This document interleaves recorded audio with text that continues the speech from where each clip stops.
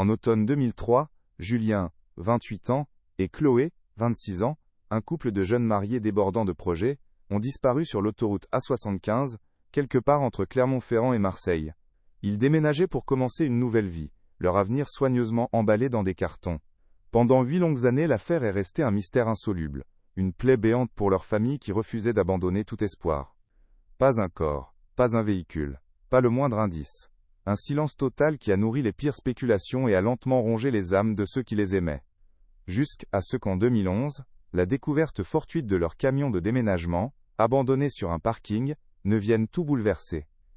Comment est-il possible que la vérité soit restée cachée si longtemps, à la vue de tous, mais invisible pour autant? Avant de vous raconter comment une simple boîte en carton retrouvée dans ce camion a révélé une conspiration mortelle que personne n'aurait pu imaginer, dites-moi dans les commentaires depuis quelle ville vous nous regardez et abonnez-vous à la chaîne. Croyez-moi, vous ne voudrez pas manquer la chaîne des événements que cette découverte a déclenché. Le conflit initial dans cette affaire N n'était pas un crime violent ou une scène macabre, mais un vide absolu. Un couple et 2 véhicules se sont volatilisés sur l'un des axes routiers les plus fréquentés de France. Aucune demande de rançon, aucune transaction bancaire suspecte, aucun témoin crédible. Pour les enquêteurs, était comme essayer d'attraper de la fumée à main nue, une énigme logistique et humaine qui a défié toutes les procédures d'investigation de l'époque. Julien était l'incarnation de la stabilité et de la promesse.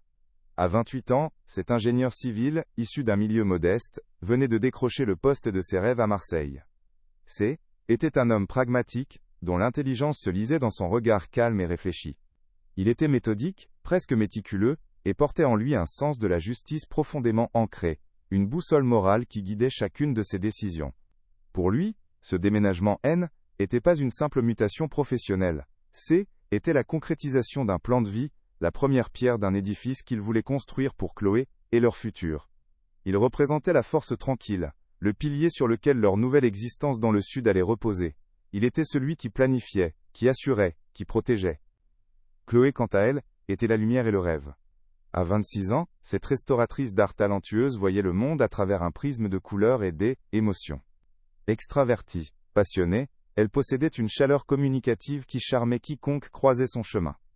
Très proche de sa famille, elle quittait Clermont-Ferrand avec un mélange de tristesse et d'excitation, emportant avec elle son rêve d'ouvrir un petit atelier dans le quartier historique du Panier, à Marseille. Elle était l'âme créative du couple, celle qui voyait la beauté dans les détails et qui croyait que chaque jour était une toile blanche à peindre. Ensemble, Julien et Chloé N n'étaient pas seulement amoureux, ils étaient complémentaires, un équilibre parfait entre la raison et la passion, le tangible et l'onirique. Leur dernière communication connue est un appel qui, avec le recul, glace le sang par sa banalité. Depuis une aire de repos près de Millau, baignée par les lumières froides des lampadaires, Chloé a appelé ses parents. Sa voix, au téléphone, était enjouée, bien qu'un peu fatiguée par les longues heures de route. Elle a plaisanté sur la conduite un peu trop prudente de Julien, a décrit le paysage nocturne qui défilait et a promis, avec une affection palpable, de les rappeler dès leur arrivée à leur nouvel appartement marseillais, prévu aux premières lueurs de l'aube. « On vous aime fort, à tout à l'heure », furent ses derniers mots. Était une conversation ordinaire, un point de passage rassurant dans un long voyage, qui est devenu au fil des heures silencieuses qui ont suivi, un écho déchirant. Cette nuit-là, ils ont quitté l'aire de service, leur voiture personnelle suivie de près par le camion de location contenant toute leur vie. Puis, plus rien. Les heures se sont transformées en une matinée angoissante. Les appels de la famille de Chloé tombaient directement sur la messagerie vocale. Une inquiétude sourde a rapidement laissé place à une panique glaciale. Les hôpitaux contactés n'avaient aucune trace d'eux. Les patrouilles de gendarmerie n'avaient signalé aucun accident impliquant leur véhicule. Les péages n'avaient enregistré aucun passage correspondant à leur plaque d'immatriculation au-delà d'un certain point. Était une disparition parfaite, chirurgicale. Ils étaient tout simplement évaporés sur un tronçon de l'A75, une cicatrice d'asphalte traversant les paysages vastes et solitaires du Massif central, un lieu où le silence peut facilement engloutir les secrets. Les premiers jours de l'enquête furent marqués par une erreur de jugement qui allait coûter un temps précieux. Face à l'absence totale de violence ou de demande de rançon, la première hypothèse envisagée par les enquêteurs fut celle d'une fugue volontaire. Un jeune couple qui décide de tout plaquer pour une nouvelle vie, loin des pressions familiales ou de dettes cachées. Cette théorie, bien que rapidement écartée par les proches anéantis de Julien et Chloé, a paralysé les premières 48 heures, la période la plus critique de toute investigation.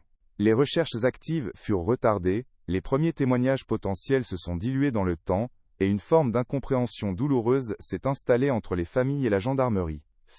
Était le début d'une longue série de frustrations, une injustice silencieuse qui s'ajoutait à l'angoisse de l'absence. Les semaines suivantes se sont transformées en une recherche effrénée et stérile. Des battues furent organisées le long de l'A75, des hélicoptères ont survolé les plateaux désolés de l'Aubrac et du Larzac, des plongeurs ont sondé les lacs et les rivières avoisinants. Mais le terrain était immense, sauvage, presque hostile.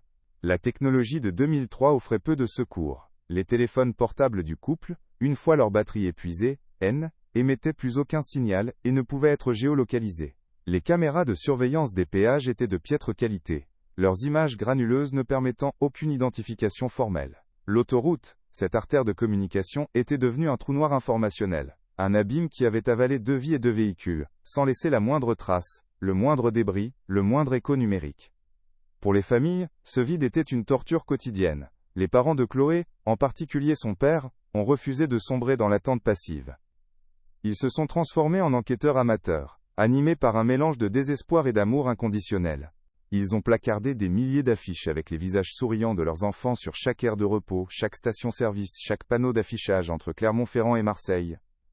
Chaque appel était un sursaut d'espoir. Chaque jour sans nouvelles, une nouvelle défaite. À l'opposé, la famille de Julien, plus discrète et issue d'un milieu plus modeste, s'émurait dans un chagrin silencieux. Ils n'avaient ni les moyens ni bielle, énergie pour mener une telle campagne publique.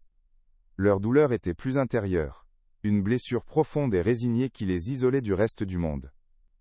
L'enquête, privée de preuves matérielles, s'est rapidement enlisée dans le sable mouvant des fausses pistes. Ce fut un balai cruel d'espoir déçu qui a usé les familles jusqu'à la corde. Un jour, un camionneur pensait les avoir vus près de la frontière italienne, déclenchant une vague de vérifications qui n'ont mené à rien. Une autre fois, une rumeur persistante les liait à une communauté spirituelle isolée dans les Cévennes, une piste qui a mobilisé des ressources pendant des semaines, avant de se révéler être une impasse totale. Chaque nouvelle théorie était une promesse de réponse, une lueur dans l'obscurité, mais chacune éteignait en laissant derrière elle un sentiment de désillusion encore plus profond. Pour les proches, était comme revivre la perte encore et encore, une forme de torture psychologique infligée par le hasard et la malveillance.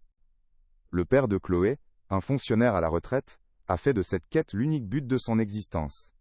Il a liquidé ses économies pour engager des détectives privés, qui, l'un après l'autre, se sont heurtés au même mur de silence. Il passait ses week-ends à refaire le trajet sur la 75, s'arrêtant pour interroger des commerçants, des employés de stations-service, des habitants des villages voisins, leur montrant inlassablement les photos de sa fille et de son gendre. Sa voiture est devenue un bureau mobile, rempli de cartes, de notes, et de piles d'affiches jaunies par le temps.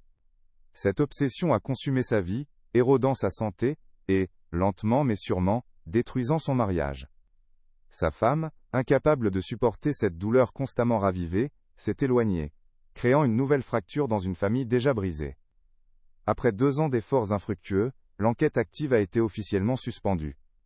Pour l'administration judiciaire, le dossier de Julien et Chloé est devenu un cold case, une affaire classée sans suite, rangée dans une armoire métallique au fond d'un bureau poussiéreux.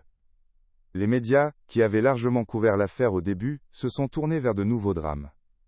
Le silence des autorités est devenu assourdissant, perçu par les familles comme un abandon, une trahison. Ils étaient désormais seuls face à leurs questions, seuls avec leurs souvenirs, et l'ombre omniprésente de l'incertitude. La disparition était plus une actualité, mais une tragédie privée, un poids que seules quelques personnes continuaient de porter chaque jour, dans un monde qui, lui, avait déjà tourné la page. Les années qui ont suivi ont été une longue épreuve de survie émotionnelle. Comment faire le deuil de quelqu'un qui n'est pas officiellement mort? Comment vivre avec cette absence qui est aussi une présence constante? Pour les familles, chaque anniversaire, chaque fête de Noël était une épreuve. La chambre de Chloé chez ses parents est restée intacte, un sanctuaire figé dans le temps. Ses parents continuaient de payer l'abonnement de son téléphone portable, dans l'espoir insensé qu'il se rallume un jour. C'est ce qu'on appelle la perte ambiguë, un état de limbe psychologique où le cerveau refuse de conclure, où l'espoir, même le plus infime, devient à la fois une bouée de sauvetage et un poison lent. 8 années se sont écoulées ainsi, dans ce brouillard de douleurs et de questions sans réponse. Puis, en 2011, le hasard, ou peut-être le destin, est venu frapper à la porte de cette affaire endormie. Tout a commencé dans la banalité la plus totale, dans un relais routier sans âme de la Lozère, un de ces endroits de passage où personne ne s'attarde. Établissement venait d'être racheté et le nouveau propriétaire, soucieux de faire place nette, a décidé de se débarrasser d'un vieux camion de déménagement qui rouillait sur le parking arrière depuis des années. Était une verrue dans le paysage, un fantôme de métal couvert de poussière et de feuilles mortes. Le propriétaire précédent lui avait raconté qu'un homme avait payé le stationnement en liquide pour une année entière, avant de disparaître à son tour. Pour le nouveau gérant, ce N était qu'une simple formalité administrative, un véhicule bon pour la casse.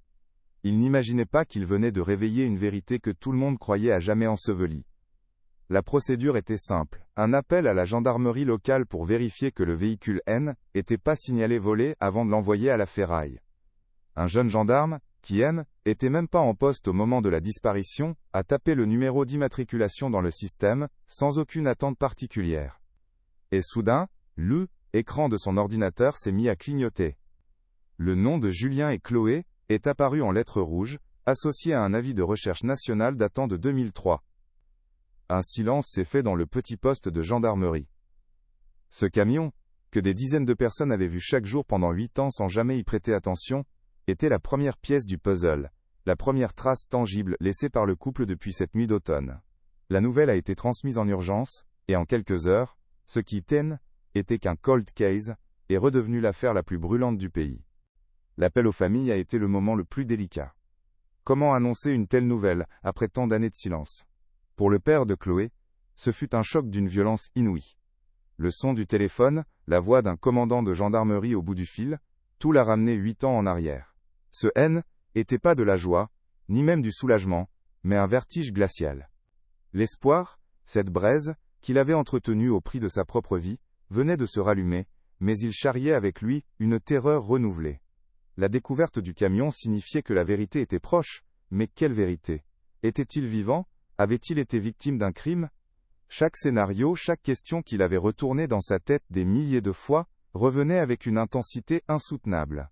Le vide allait enfin se remplir, mais il craignait plus que tout ce qu'il allait y trouver. Le parking de l'hôtel a été immédiatement bouclé et transformé en scène de crime. Les experts de l'identité judiciaire de Paris sont arrivés, vêtus de leurs combinaisons blanches, contrastant avec le décor rural et décrépit. L'ouverture du camion s'est faite avec une tension palpable. Les portes arrière, grippées par la rouille, ont grincé sinistrement. À l'intérieur, la déception fut immédiate. La caisse était presque vide. Quelques meubles bas de gamme, cassés, comme s'ils avaient été jetés là à la va-vite, et des cartons éventrés, ne contenant que des objets sans valeur. Une odeur de renfermé et de temps arrêté flottait dans l'air. Les premières constatations semblaient indiquer un vol qui aurait mal tourné, une attaque opportuniste. Pour les enquêteurs, était une douche froide. Ils avaient enfin retrouvé le camion, mais il semblait aussi muet que le reste de l'affaire. C'est un jeune technicien qui l'a remarqué, oublié dans un coin, presque caché derrière un passage de roue. Une seule boîte en carton, intacte, contrairement aux autres. Elle était propre, solidement fermée par du ruban adhésif. Elle semblait avoir été posée là délibérément, mise à tol, écart du reste. Chaque geste pour la récupérer a été exécuté avec une lenteur et une précision chirurgicale. Cette boîte anodine était peut-être le seul objet qui n'avait pas été touché, le seul témoin silencieux de ce qui était passé. Dans le silence du parking, uniquement troublé par le bruit du vent dans les arbres, les enquêteurs ont ramené la boîte vers leur laboratoire mobile. Personne n'osait encore y croire, mais tous sentaient qu'ils tenaient peut-être entre leurs mains la clé de l'aile, énigme qui les hantait depuis près d'une décennie. L'ouverture de la boîte s'est faite dans le secret du laboratoire. À l'intérieur, il n'y avait ni armes, ni demande de rançon, ni indice matériel évident. Il y avait quelque chose de bien plus personnel, et de bien plus poignant. L'album de photos du mariage de Julien et Chloé. Les pages plastifiées montraient un couple rayonnant de bonheur, entouré de leurs amis, de leur famille. Des sourires figés dans le temps, des regards pleins de promesses, la coupe du gâteau, la première danse. Pour les enquêteurs, habitués à la noirceur de la nature humaine, feuilleter cet album fut un moment étrange et profondément triste. Était le prologue heureux d'une histoire dont ils connaissaient l'issue tragique, même s'ils ne savaient pas encore comment elle était écrite. Était un rappel brutal des 2 vies qui avaient été volées, de tous les chapitres qui n'auraient jamais lieu. C'est en arrivant à la dernière page que tout a basculé. Derrière la photo finale, celle du couple sortant de l'aile, église sous une pluie de riz, un des experts a senti une légère surépaisseur. Avec une pince fine, il a délicatement extrait un petit morceau de papier plié en 4. L'écriture était tremblante, presque fébrile, comme si elle avait été tracée dans la précipitation et la peur. Il n'y avait que 2 phrases, mais elles ont fait l'effet d'une déflagration. L'ingénieur en savait trop. Le marché, Zarte, était pour les documents, pas pour leur vie. Soudain l'affaire prenait une toute autre dimension. Ce N était plus une disparition, ni un crime crapuleux. C était une exécution. L'ingénieur, C, était forcément Julien. Les documents, C, étaient le mobile. Le mystère venait de changer de visage. Il ne s'agissait plus de savoir où ils étaient, mais de comprendre ce que Julien avait découvert qui lui avait coûté la vie, ainsi que celle de sa femme. Le message était un électrochoc, une décharge qui a réanimé une enquête moribonde. L'ingénieur en savait trop. Ces quelques mots ont instantanément balayé toutes les anciennes théories. Ce N n'était pas un enlèvement pour rançon, ni une fugue, ni un crime passionnel. C était un silence imposé, une élimination ciblée. Pour la première fois en 8 ans, les gendarmes ne cherchaient plus au hasard. Ils avaient une direction, une question fondamentale qui redéfinissait toute l'affaire. Quel secret Julien, l'ingénieur civil, avait-il découvert qui justifiait de tuer 2 personnes? La section de recherche de la gendarmerie a immédiatement repris le dossier en main, avec une nouvelle urgence et des moyens technologiques que l'on aurait pu imaginer en 2003. Le puzzle N était plus un vide immense, mais une image dont il fallait retrouver les pièces manquantes, et la première pièce était la vie professionnelle de Julien. La première étape fut de retourner à la source, au domicile des parents de Julien. Dans le grenier, sous une épaisse couche de poussière, se trouvait son vieil ordinateur de bureau, une tour beige et massive, relique d'une autre époque. Pour ses parents, voir les experts emballer cet objet, fut une nouvelle épreuve. Un rappel brutal que leur fils n'était pas seulement une victime, mais la clé d'un mystère bien plus sombre. La machine a été transportée au pôle judiciaire de la gendarmerie. Les experts en cybercriminalité se sont lancés dans un travail d'archéologie numérique. Le disque dur était ancien, fragile. Chaque secteur était une mine potentielle. Ils n'espéraient pas trouver un dossier nommé preuve, mais plutôt des fragments, des emails effacés, des brouillons de lettres, des traces de recherche sur Internet qui pourraient dessiner la carte de ce que Julien savait. Après des semaines de travail acharné, ils ont réussi à récupérer des données que l'on pensait perdues à jamais. Parmi les fichiers corrompus et les documents sans importance, une série d'emails échangés avec un ancien collègue a attiré leur attention. Le langage était prudent, presque codé. Julien y parlait des anomalies dans les appels d'offres pour des chantiers publics, de matériaux non conformes, et de surfacturation pour l'entreprise de BTP Auvergnat, qu'il employait avant son départ pour Marseille. Il avait visiblement compilé un dossier, des rapports d'expertise et des copies de factures frauduleuses. Il ne voulait pas déclencher un scandale immédiatement, mais semblait vouloir utiliser ce dossier comme une assurance-vie, ou un levier de négociation, une fois qu'il serait installé loin, dans le sud. Il avait sous-estimé la dangerosité de ceux qu'il s'apprêtait à défier. Le nom de son ancien employeur est alors devenu le centre de toutes les attentions. Il s'agissait d'une figure locale très respectée, un entrepreneur puissant et bien implanté politiquement, à la tête d'une des plus grandes entreprises de construction de la région. Un homme au-dessus de tout soupçon, philanthrope, dont le nom était associé au développement économique local. L'idée qu'il puisse être impliqué dans un double homicide paraissait inconcevable. Pourtant, les emails de Julien ne laissaient aucune place au doute. C'est bien lui qui était à la tête de ce système de corruption. Les enquêteurs se sont retrouvés face à un adversaire redoutable, un homme qui avait les moyens et les relations pour enterrer n'importe quel secret. Il devait maintenant prouver qu'il n'avait pas seulement fraudé l'État, mais qu'il avait aussi commandité un meurtre pour protéger ses intérêts. La technologie a de nouveau joué un rôle crucial. Les enquêteurs ont demandé et obtenu les fadettes, les factures téléphoniques détaillées, de l'entrepreneur pour la période entourant la disparition. En 2003, ces données étaient déjà archivées. Ils ont passé au crible des milliers d'appels, cherchant une connexion, même infime, avec le monde du crime. Le travail était fastidieux, une recherche d'aiguilles dans une botte de foin. Mais la persévérance a payé. Ils ont découvert une série d'appels passés dans la nuit du 15 au 16 octobre 2003, quelques heures seulement après le dernier appel de Chloé à ses parents.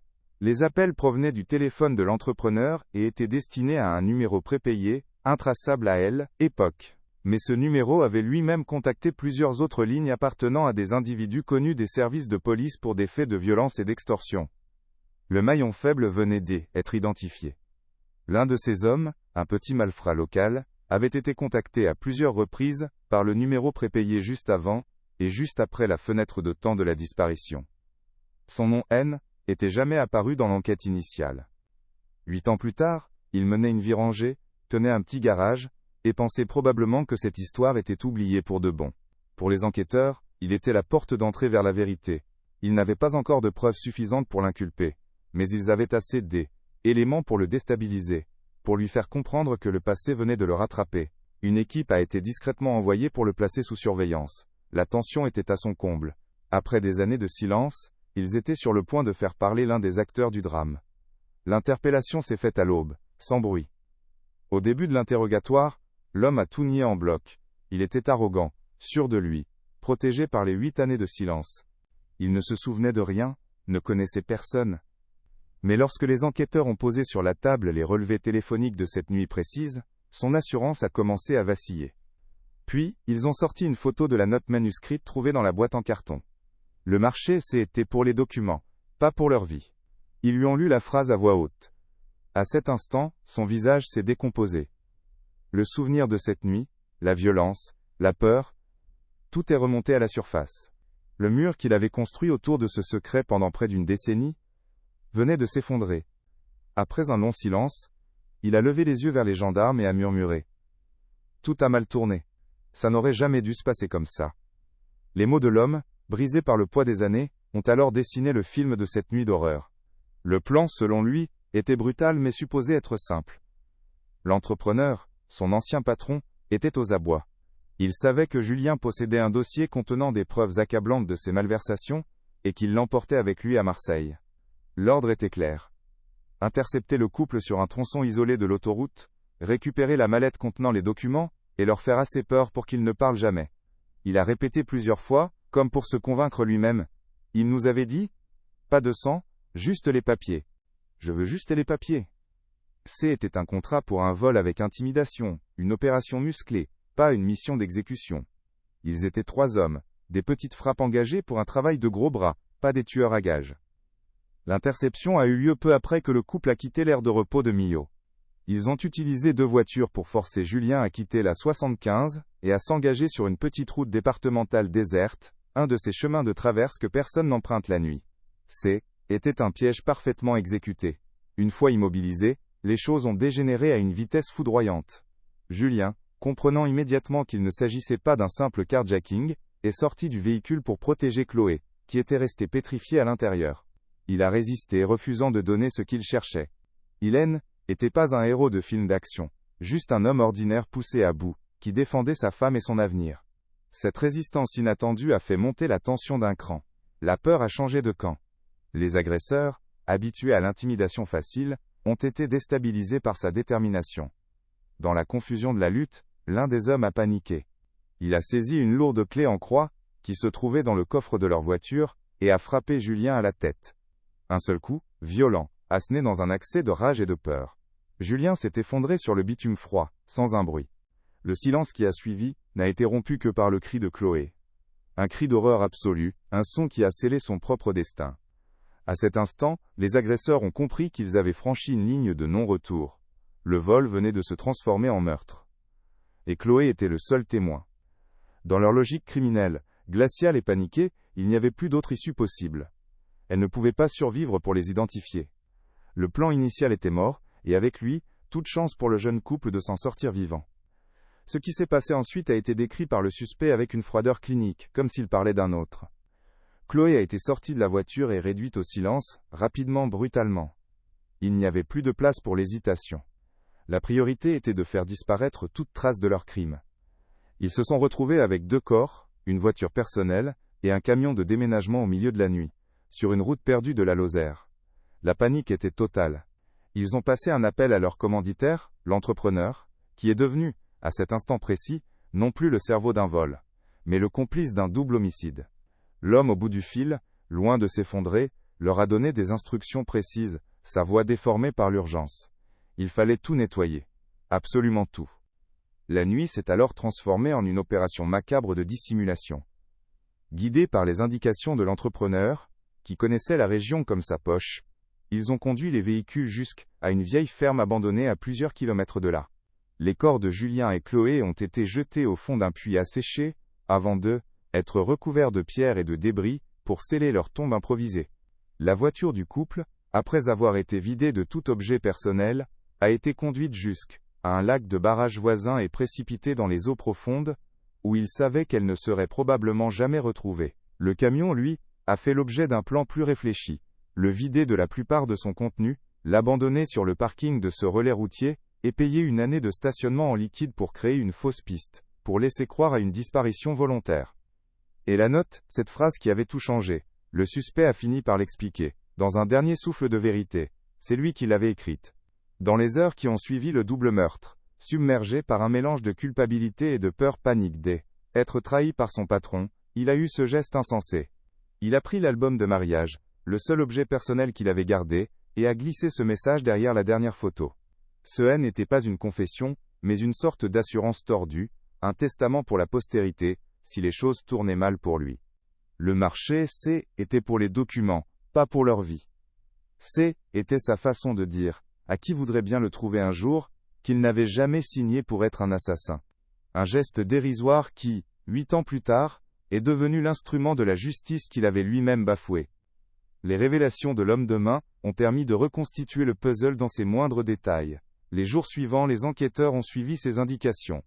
Les plongeurs de la gendarmerie ont sondé le lac, et, après 2 jours de recherche, ont localisé l'aile, épave de la voiture de Julien et Chloé, reposant par 30 mètres de fond, sa carrosserie rongée par les années passées sous l'eau. Simultanément, une autre équipe s'est rendue à la ferme abandonnée. Le puits était exactement là où il l'avait décrit. Centimètre par centimètre, les débris ont été retirés. Puis, l'horreur s'est matérialisée. Les restes des 2 jeunes gens ont été découverts, mettant un terme définitif à 8 longues années d'incertitude insoutenable. Julien et Chloé avaient enfin été retrouvés. La vérité, aussi brutale soit-elle, était enfin complète. La question N était plus « où », mais « qui d'autre ». L'arrestation de l'entrepreneur s'est déroulée à l'aube, dans le silence feutré de son quartier résidentiel.